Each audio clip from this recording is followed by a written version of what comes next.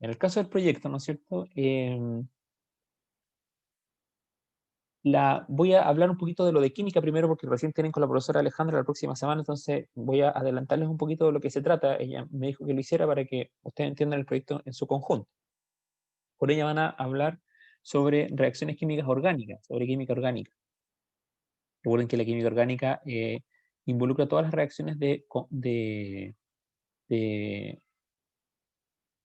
reactivos, ¿no es cierto?, de moléculas orgánicas que tienen carbono, ¿ya? Y que ese carbono está en un estado en donde tiene 4 enlaces posibles, a diferencia del carbono que está con moléculas inorgánicas, como por ejemplo el CO2, el monóxido de carbono, el dióxido de carbono, ¿ya? Toda la química orgánica se preocupa de las reacciones de las moléculas de los organismos vivos. Entonces, en resumen, ella le va a pasar varias reacciones, le va a dar varias reacciones químicas, orgánicas, de compuestos orgánicos que dan como resultado sustancias orgánicas, ¿ya? Y a través de esas reacciones químicas, ¿no es cierto?, orgánicas, ustedes van a tener que eh, hacer varias cosas que ella les va a indicar con esas reacciones químicas, pero quiero hablarle de algo específicamente para que entiendan, digamos, hacia dónde va lo que les voy a pedir en física con respecto a esas reacciones. Voy a compartir aquí la pizarra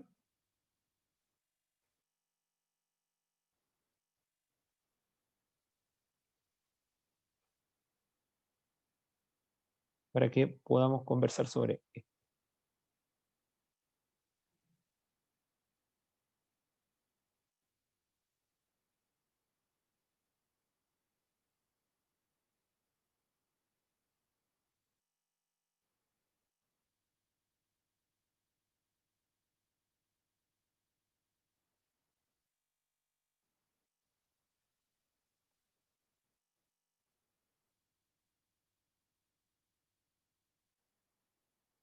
Bien, ahí está. Bueno, entonces, como les explicaba, eh, la química orgánica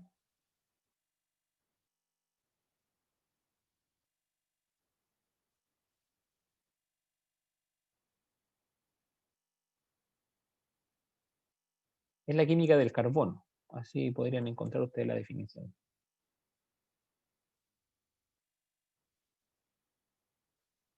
Eh, el carbono tiene 6 electrones. Entonces, ¿ustedes vieron la configuración electrónica o no? De los elementos. O sea, ¿cómo ver la configuración electrónica? ¿Lo vieron?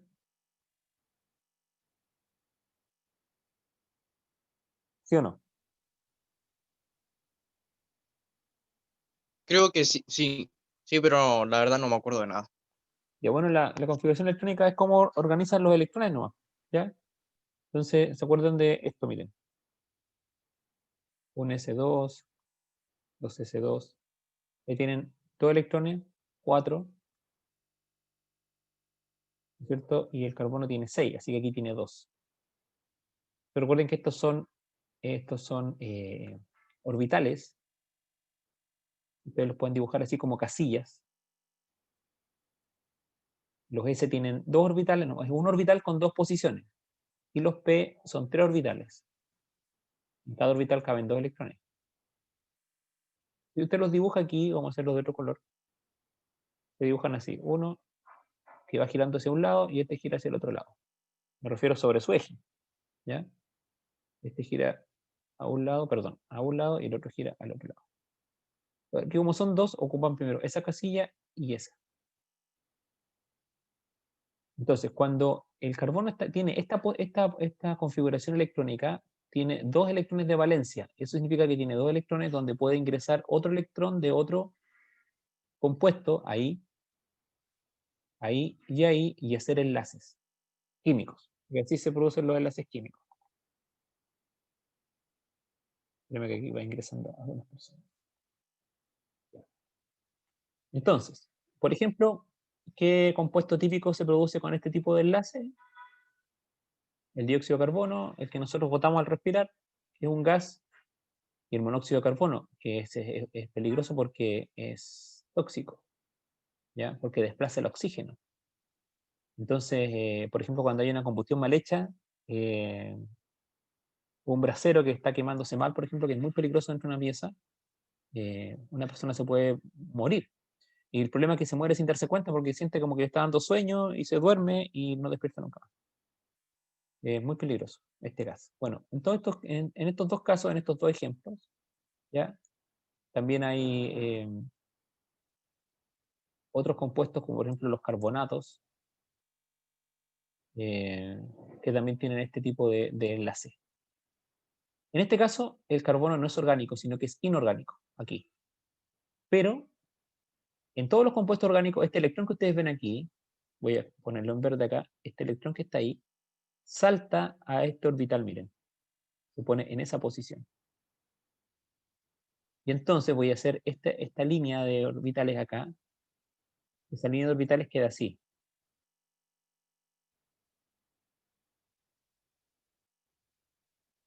Por ahora entiéndanlo así, ¿no? Porque estamos haciendo como una revisión rápida de esto. Un electrón queda ahí, el otro queda ahí, el otro queda ahí y el otro queda ahí. Y entonces, si ustedes se dan cuenta, ahora hay 4 que están sin pareja. Porque aquí había uno con pareja y 2 sin pareja. Entonces, los electrones de otros compuestos, de otras moléculas, vienen, se instalan ahí y se hace el enlace químico. Por ejemplo, carbono-oxígeno, carbono-oxígeno, en todos estos que están acá. Pero cuando en las moléculas orgánicas, este electrón que está aquí salta a este orbital. Y entonces quedan 4 espacios. Ahí, ahí, ahí y ahí. Y ahí se hacen los enlaces. ¿Sí? Entonces, ahí el carbono se dibuja siempre de esta manera. Significa que tiene 4 enlaces disponibles para formar moléculas. Por ejemplo, el metano, que es un gas. Es la molécula orgánica más pequeña que existe. Un carbono y 4 hidrógenos. Perdón. Entonces, esto da un mundo de posibilidades de moléculas. Aquí hay millones de moléculas. Millones, millones, millones, millones de moléculas. Las hormonas, eh, digamos, todas las moléculas que transportan energía, por ejemplo, el ATP, el ADP, bueno, todas las moléculas orgánicas que nosotros tenemos en nuestro cuerpo, nuestra estructura, nuestra piel, nuestro pelo, las moléculas que andan en nuestra sangre, todo que tiene carbono tiene esta forma, ¿ya? El carbono con 4 enlaces. Y la química orgánica se preocupa de estudiar este tipo de reacciones y de moléculas orgánicas. Entonces, eso en primer lugar. No sé si hay alguna pregunta con respecto a eso. Estoy haciendo es como una definición muy breve de lo que es la química orgánica, aquí en este primer punto, ¿ya? No sé si hay alguna pregunta con respecto a esto. Simplemente estoy definiendo qué es lo que estudia la química orgánica. La química orgánica estudia el carbono en este estado, así. Y todas las moléculas que están y reacciones químicas que están asociadas a ese estado del carbono. ¿Hay alguna pregunta?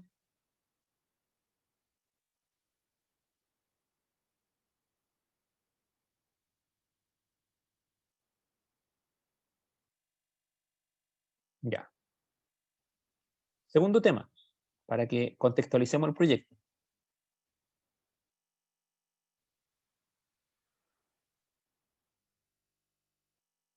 Todas las reacciones químicas, o la mayoría de las reacciones químicas, pueden hacer dos cosas. O pueden liberar energía, o pueden absorber energía.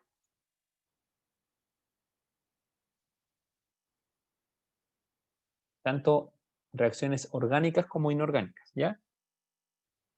Cuando una reacción libera energía, o cuando un proceso químico libera energía, se dice que es un proceso exergónico.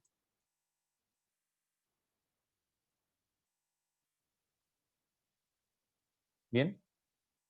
Cuando una reacción química absorbe energía, se dice que es un proceso endergónico.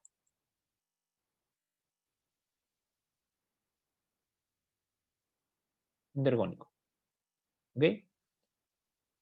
Y eso generalmente se trabaja con un delta digamos, con un delta energía, ¿ya? Ahora, normalmente en una reacción química, el transporte de energía, es decir, cómo se libera o se absorbe energía, es a través de dos mecanismos. Del calor, es un vehículo de energía, y el otro vehículo es la presión. ¿Ya? Muy simple. Es decir, una reacción química libera calor, o sea, libera energía si libera calor. Absorbe energía si absorbe calor. ¿Sí? Muy bien. Y eso lo puede hacer a través, repito, del calor o de la presión. Entonces, cuando hablamos de exergónico o endergónico nos referimos a la energía total, que puede ser calor, presión o ambas. Pero hay un concepto en química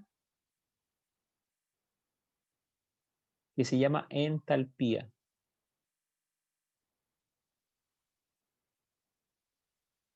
Que es el sinónimo de calor. ¿Sí? Entalpía es calor. Entonces, cuando hablamos ahora de que una reacción química libera calor solamente, energía a través de calor, se dice que es una reacción exotérmica. Y si absorbe calor, es endotérmica.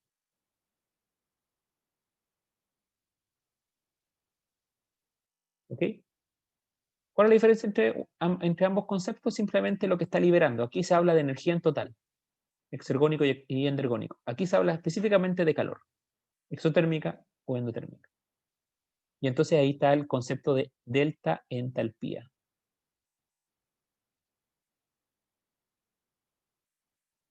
Delta entalpía.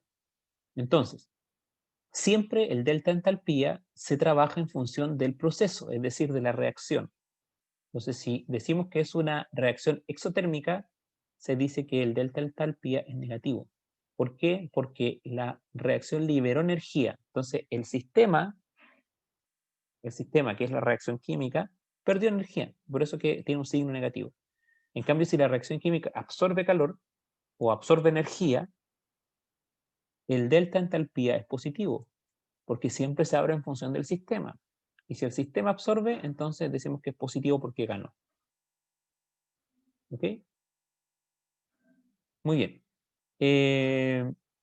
En deporte, por ejemplo, cuando ahora los jugadores se lesionan, ¿no es cierto? Tienen, digamos, lesiones, en las primeras 72 horas de una lesión siempre se le aplica hielo para que cause una menor circulación de sangre por esa lesión y favorezca el proceso desinflamatorio de esa lesión. ¿Ya? Entonces, eh, en los partidos de fútbol, normalmente hay unas bolsitas que los jugadores se ponen en la pierna donde tengan la lesión, pero que no es hielo, sino que son bolsitas que tienen un gas, o sea, tienen unas sales adentro y que ellos tiran un botoncito así o una pita, entonces rompen una división que hay de los dos compuestos que están adentro, esos compuestos se juntan y al juntarse se produce una reacción endotérmica, es decir, que absorbe calor, absorbe energía. Y como absorbe del medio, en el calor del medio, así, y el calor entra como energía al sistema para que se produzca la reacción química, usted toca esa almohadita y está fría, como hielo, porque se produce una reacción química que está absorbiendo. ¿Sí? Y si usted quiere una reacción exotérmica, entonces va a tener lo contrario. Una reacción exotérmica, si usted junta, por ejemplo, hay reacciones químicas que usted junta dos elementos en un vaso precipitado o en un tubo de ensayo, y usted toca el vaso precipitado o toca digamos, el tubo y el tubo está caliente. ¿Ya?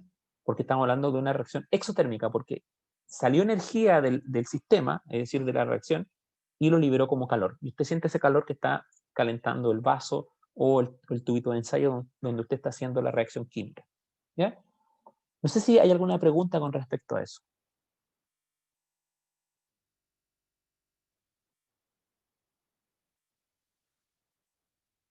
¿Consultas?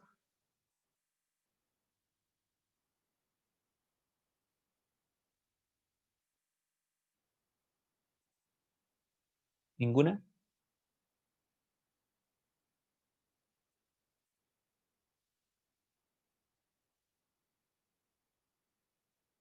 Estamos ok entonces. Perfecto.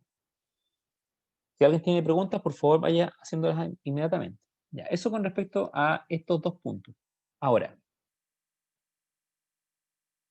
hay dos principios universales que los vamos a ver ahora.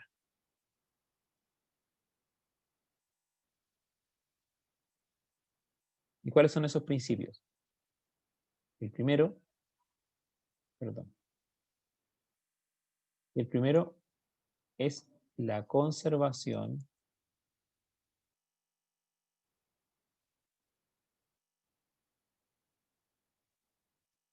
de la materia.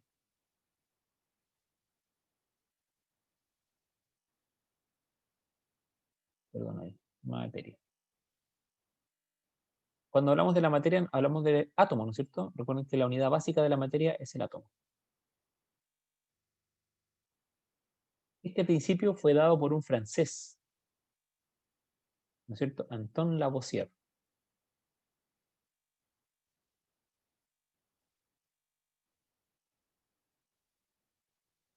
En la Revolución Francesa le cortaron la cabeza al señor Lavoisier, porque era pariente del rey. Y este señor cobraba impuestos al pueblo, y con esos impuestos hizo un laboratorio. Y con ese laboratorio, él descubrió este principio. Él es el padre de la química moderna.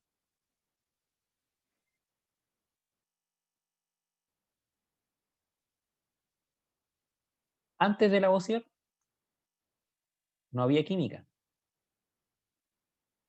es cierto?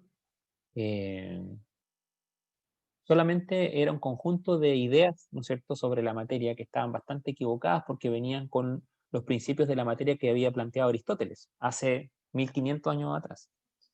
Entonces, ellos no entendían todavía que cuando había una reacción química, lo único que hacía, había un reordenamiento de los átomos y no, la materia no se perdía. Ellos pensaban que la materia se transformaba en cosas que se perdían, ¿no es cierto? Eh, y eso se conoce en la historia como la alquimia,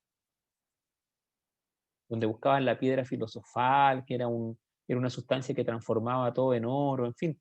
Había una serie de mezclas entre ciencia digamos, y fantasía, ¿ya?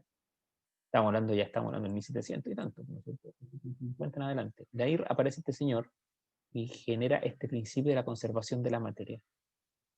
Eh, y entonces, en el fondo, si yo tengo un compuesto A, va a un compuesto B, que me da un producto C,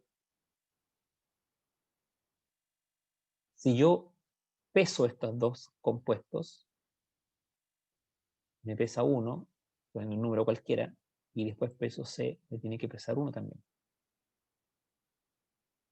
No me puede pesar más ni menos, porque la materia se conserva. Muy simple. Ahora, esa materia, ¿cómo piensan ustedes que yo veo reflejada la conservación de la materia? Mire, por ejemplo, vamos a hacer una reacción muy simple aquí. Una reacción orgánica. Eh,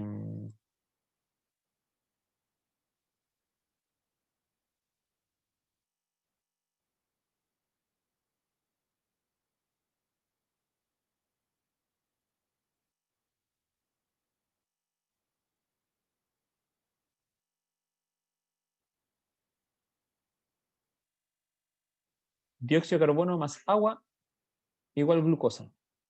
Y aquí obviamente hay energía, ¿no es cierto? Esta es la reacción de la fotosíntesis.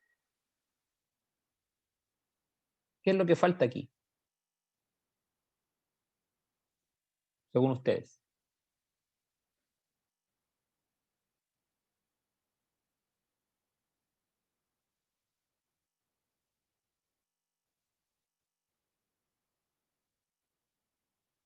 ¿Qué me puede decir?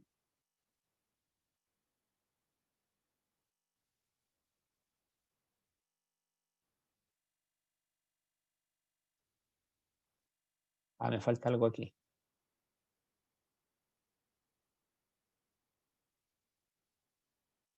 Oxígeno.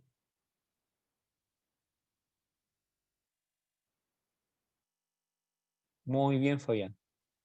¿No es cierto? Que los átomos de los reactantes, ¿no es cierto?, sean los mismos que los átomos de los productos.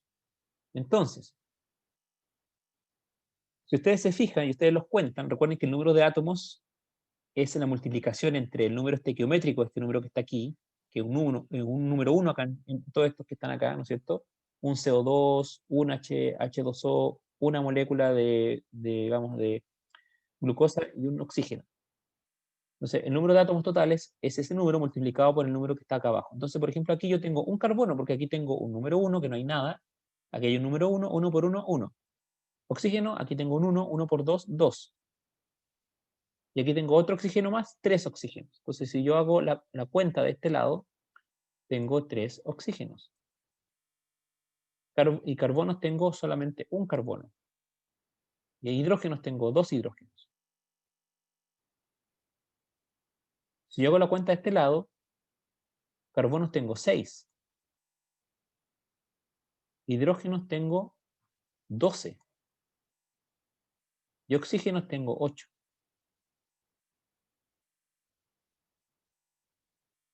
¿Sí?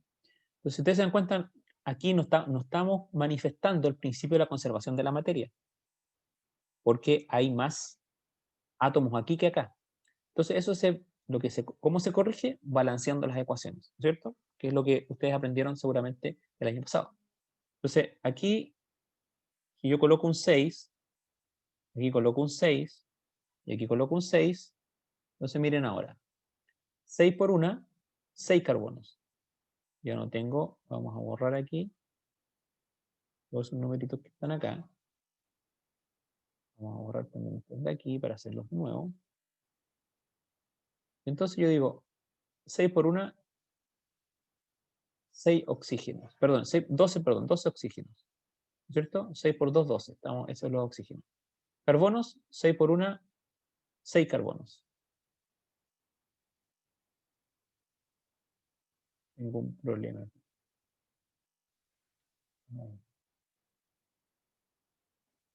Vamos a hacerlo de nuevo los oxígenos. Carbono estamos bien con 6, pero me faltaron los oxígenos de aquí.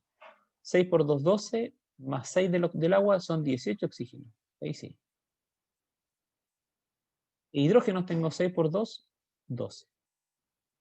Ahora vamos aquí. Carbonos tengo, ahí están los 6, ¿no es cierto? Así que tengo correctos los carbonos. Hidrógeno, 12 hidrógenos aquí. Así que tengo 12. Está correcto. Y oxígenos, tengo 6 por 2, 12, más 6, 18 oxígenos. Y ahí estamos ok. Y entonces ahí yo estoy respetando el principio de la conservación de la materia. ¿Sí? ¿Estamos de acuerdo con esto? ¿Hay alguna pregunta con respecto a esto?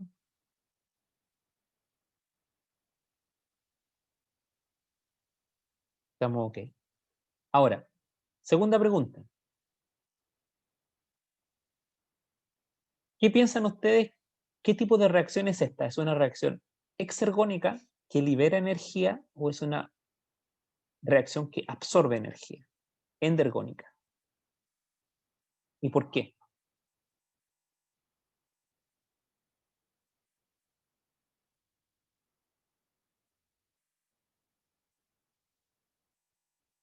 ¿Quién me puede responder eso? Solamente mirando lo que está ahí en la pizarra. ¿Y aquí hay una respuesta?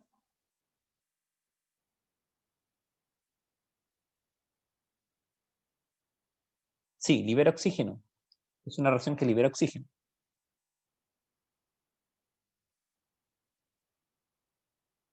Pero piensen en las moléculas, es decir, si yo comparo voy a poner aquí un recuadrito chiquitito. Aquí vamos a poner energía.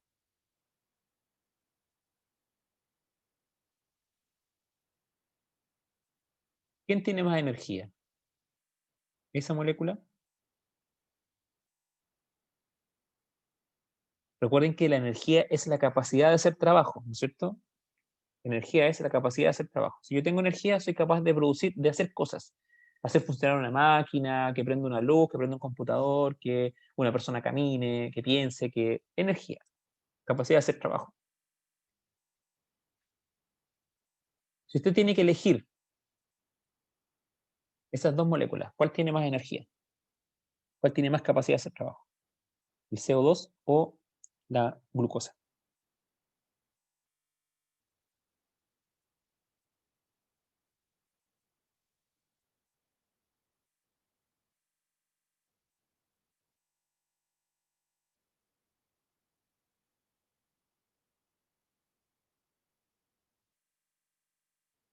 A nadie se le ocurre, nadie puede decidir, ¿no es cierto? Tiene un 50% de probabilidades de acertar. Son dos moléculas nuevas. Estoy preguntando cuál tiene más energía, cuál tiene mayor capacidad de hacer trabajo. La glucosa, ¿no es cierto? Evidente. Usted cuando se alimenta no se alimenta con CO2, se alimenta con glucosa. Si usted come una manzana, se come un plato de fideo o arroz con algo, ¿no es cierto? O puré, o cualquier cosa, o una pizza, o una hamburguesa, usted está comiendo glucosa. Todas esas, obviamente, come más elementos, ¿no es cierto? Pero la sustancia básica que está consumiendo, ¿no es cierto? Es azúcar, es glucosa, aunque no sea dulce algo, porque usted come pan, está comiendo glucosa, que es energía. Entonces, el estómago, todo el sistema digestivo de nosotros se preocupa, ¿no es cierto? O su función es justamente degradar todas esas moléculas orgánicas que son más complejas, más grandes, y dejar simplemente esa molécula que usted ve ahí. Entonces, cuando uno no ha tomado desayuno, por ejemplo, y empieza a doler la cabeza, o uno se siente medio débil o con sueño, ¿no es cierto? Es porque en nuestro sistema hay poca energía, hay poca glucosa en la sangre.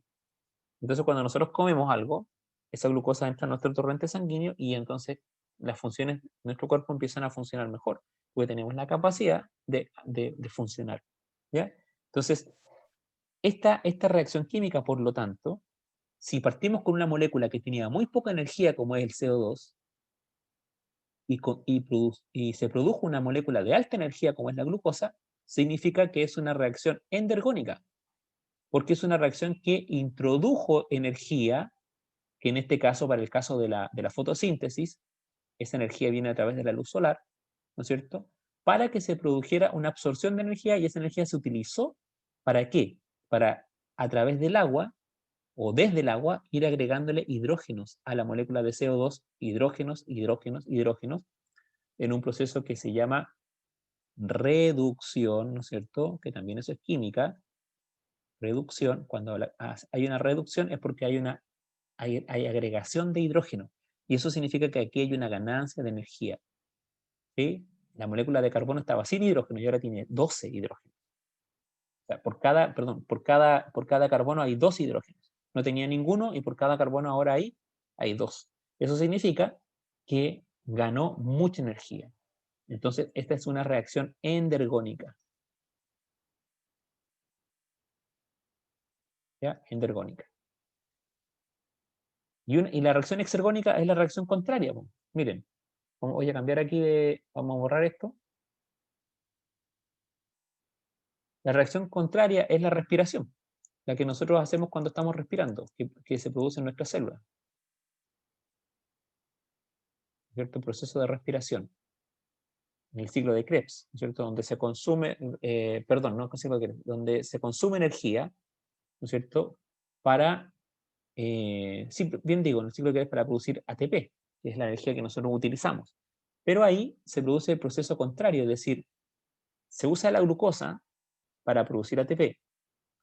Y entonces nosotros tenemos ahí, usamos la glucosa como combustible, porque tiene energía, usamos el oxígeno que absorbimos en la respiración, ¿no es cierto?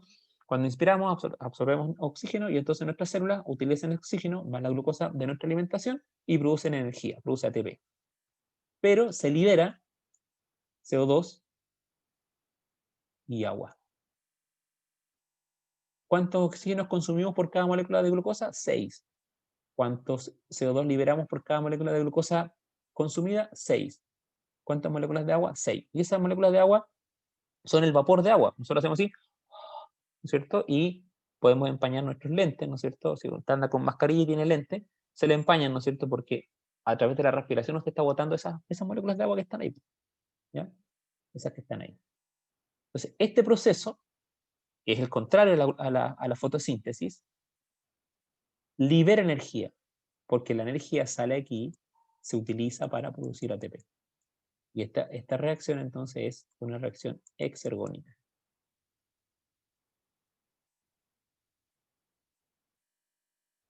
Ahora, no significa que la energía se perdió, sino que la energía se transformó. La energía que tenía la glucosa se transformó en ATP. La energía que tenía la luz en el proceso anterior se utilizó para formar glucosa. Entonces, ahí llegamos al segundo principio, el principio de la conservación de la energía.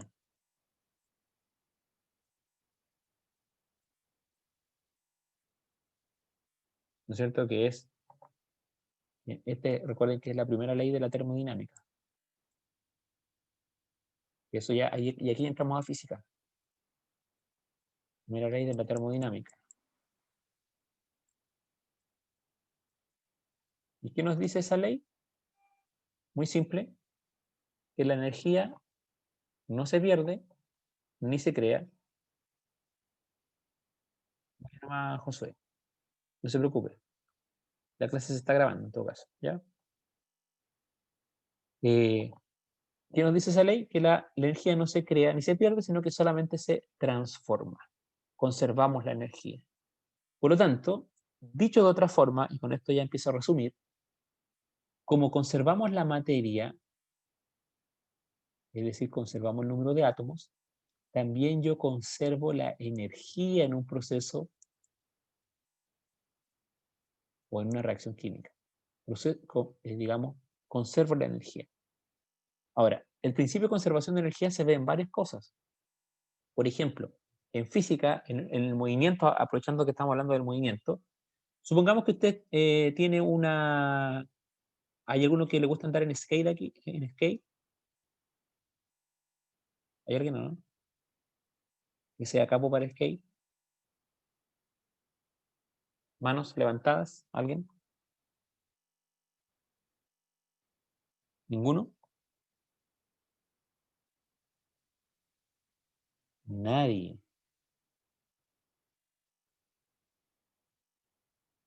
Todos en sus casas nomás ahí, mirando memes. Ya. Bueno, pero si conocen a alguien que sea bueno para el skate, cuando una persona va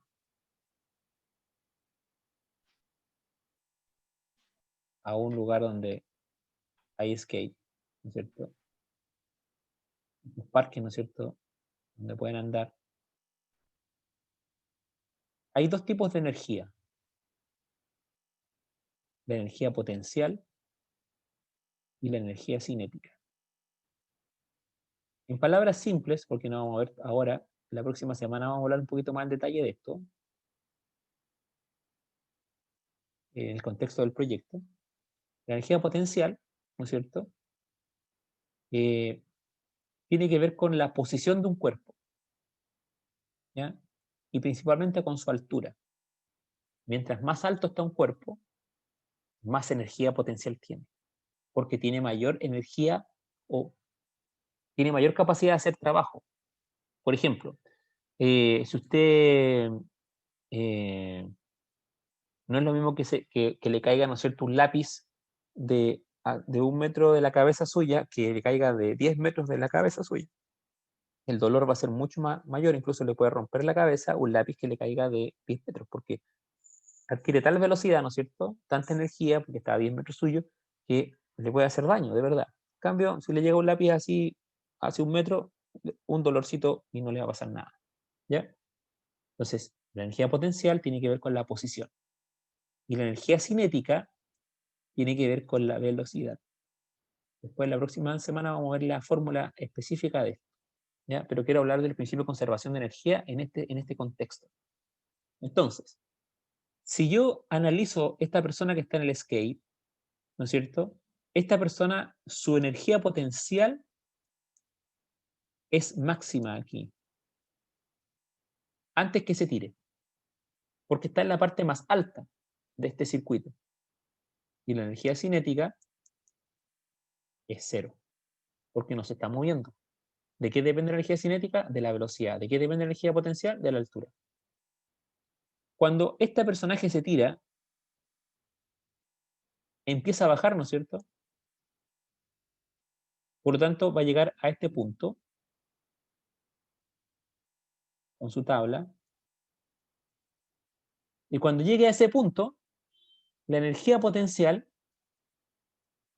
es cero, porque está en el punto más bajo del circuito. ¿Y de qué depende la energía potencial? De la altura. Pero la energía cinética es máxima, porque en ese punto alcanza la máxima velocidad. ¿Y de qué depende la energía cinética? De la velocidad. ¿Verdad? Cuando este personaje empieza a subir, la energía potencial empieza a aumentar y la energía cinética empieza a disminuir, porque aumenta la energía potencial porque cada vez está más alto y depende de la altura, y la velocidad cada vez menor porque como empieza a subir se empieza a frenar, ¿no es cierto?, la patineta. Entonces acá arriba, cuando llega arriba, con su skate, nuevamente la energía potencial es máxima y la energía cinética es cero, porque se detuvo. Ahora, existe un tercer concepto, y aquí es donde me quiero detener, que es la energía mecánica. Y la energía mecánica es la suma, como la energía mecánica es igual a la energía potencial más la energía cinética. Si usted suma esto más esto más esto, y esto más esto, en todos los puntos le va a dar el mismo valor. Porque si sube una, baja la otra, y viceversa. Entonces, si usted suma ambas energías, siempre el resultado es el mismo. Y ese resultado se llama energía mecánica. Y esa energía a nosotros nos demuestra este principio de la conservación de la energía. Que la energía no se pierde, ni se crea, solamente se transforma. Es decir, esta persona que tenía energía potencial la transformó en energía cinética. Cuando llega acá abajo, transformó toda su energía potencial en energía cinética. Y luego cuando empieza a subir, nuevamente empieza a transformar su energía ahora cinética, pero ahora en potencial. Y cuando llega ahí arriba nuevamente, se perdió toda la energía cinética. ¿Por qué? Porque se la traspasó toda la energía potencial. Si se devuelve, lo mismo. Y así sucesivamente, pero nunca va a dejar de tener energía o potencial o cinética, y por lo tanto la energía mecánica se mantiene constante. Constante. Entonces, como ustedes pueden ver, este principio de la conservación de la energía, usted puede evaluarlo, puede verificarlo a través de la conservación de la energía de un cuerpo en movimiento o a través de la cantidad de materia que tiene una reacción química o los compuestos que están aquí. Entonces, en resumen, chiquillos, en resumen, en el trabajo del proyecto, la profesora le va a dar, esto se lo vamos a dar por escrito, sí, por supuesto, para que usted tenga clarito lo que tiene que hacer. Pero en resumen, lo que va a tener que hacer es algo muy simple. La profesora le va a dar una serie de reacciones químicas orgánicas, ¿ya?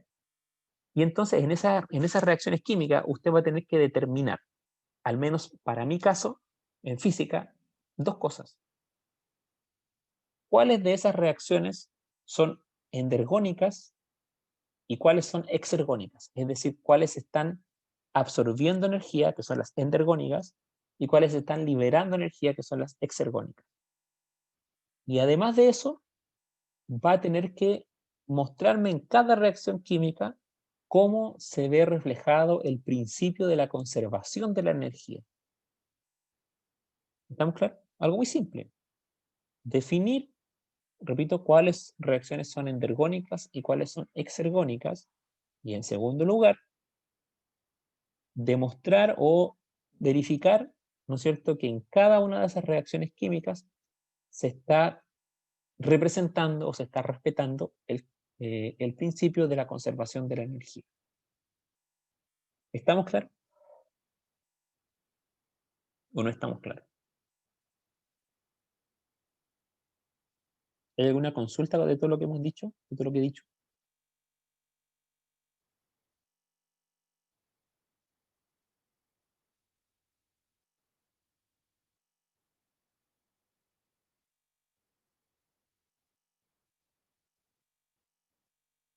¿Ninguna consulta? ¿Estamos ok con todo lo que explicamos?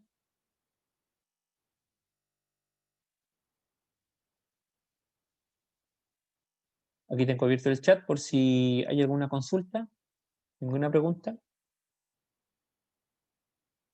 Ya, entonces, en el transcurso del resto de esta semana, al comienzo de la otra, el fin de semana, van a recibir, ¿no es cierto?, la guía con las instrucciones específicas, digamos, de lo que tienen que hacer, con las reacciones químicas, todo lo demás, y también la pauta de evaluación, cómo se va a evaluar, ¿ya? Recuerden que esa nota va a ir hacia química y hacia física, ¿ok? Así que quedo atento igual al mail si hay alguna consulta, alguna pregunta, ya sea de este proyecto o del proyecto de matemática con educación física, ¿ok? Bien, chiquillos, me despido entonces, si no hay más preguntas, que estén muy bien y nos vemos ya el día lunes, hay receso, ¿ya? Así que ya nos vemos el día martes en matemáticas, ¿ya? Bien, chiquillos, que estén muy bien. Ah, la idea es que el día martes ya todos tengan su método de contabilizar la fuerza, ¿ya? Y ahí inmediatamente colocamos... el martes le doy la nota a Pablo. Estoy trabajando en eso porque con mi cambio de casa me atrasé bastante, ¿ya? Pero estoy revisando y el martes les doy las notas definitivas de la primera prueba de pleno. Entonces, si ustedes me entregan ese día el tema de la fuerza, ya tendrían su segunda nota ahí ya de matemática. ¿Ya? Y después van a quedar 2 notas más y con eso estaríamos ya prácticamente cerrando el año. Entonces, una cosa más antes que se vayan.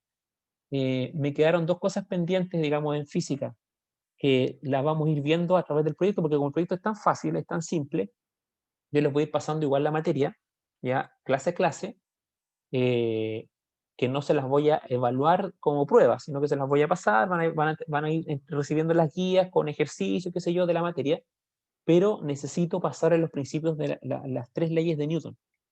¿Ya? Las 3 leyes de Newton son fundamentales para toda la física, de todo. Todo lo que ustedes ven en ciencia media de aquí para adelante es todo con los principios de leyes de Newton. Y para todos aquellos que quieren estudiar algún tipo de ingeniería y que tenga física, si no saben las leyes de Newton, no saben nada de física. Es muy fundamental, ¿ya? Entonces tengo que pasárselas, son simples, ¿ya?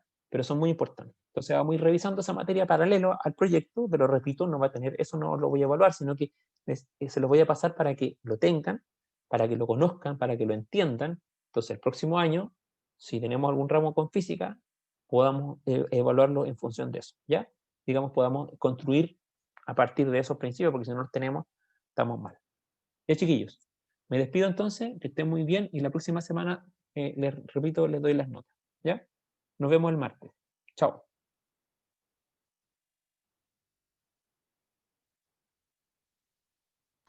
Chao, profe.